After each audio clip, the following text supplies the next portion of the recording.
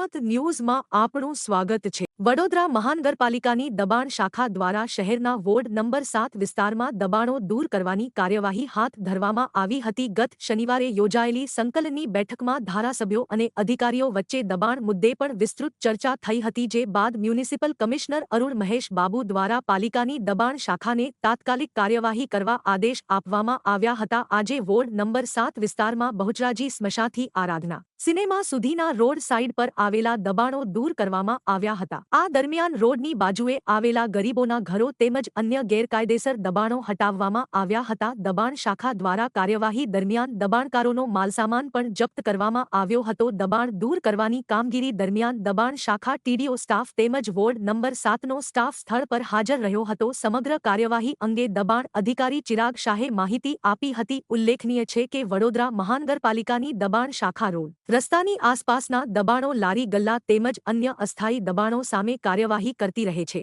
જો કે સ્થાનિક લોકોમાં એવી પણ લાગણી અને માંગણી ઉઠી રહી છે કે વિશ્વામિત્રી નદીની આસપાસ આવેલા મોટા ગેરકાયદેસર દબાણો તેમજ અન્ય પ્રભાવશાળી માથાઓ દ્વારા કરાયેલા મોટા દબાણો સામે પણ પાલિકા દ્વારા અસરકારક અને કડક કાર્યવાહી કરવામાં આવે, જેથી શહેરની વ્યવસ્થા અને સુરક્ષા જળવાઈ રહે।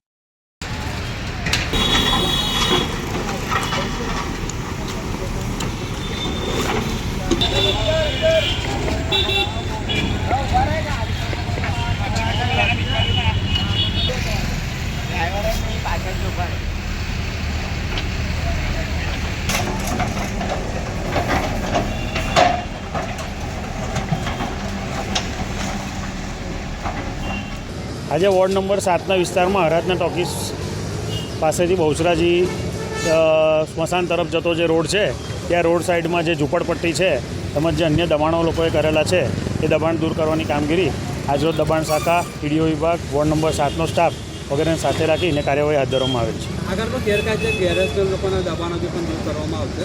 વોર્ડને અને ટીડીઓને સાથે રાખીને દબાણ દૂર કરી રહ્યા છે। જે કંઈ પણ ગેરકાયદેસર હશે, જે અમને એ લોકો બતાવવામાં આવશે એ પ્રમાણે અમે લોકો દબાણ દૂર કરીશું।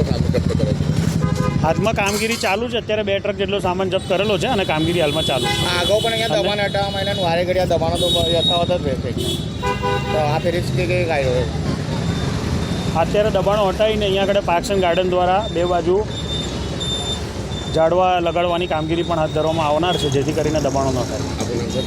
ચિરાગ શાહ, દબાણ અધિકારી।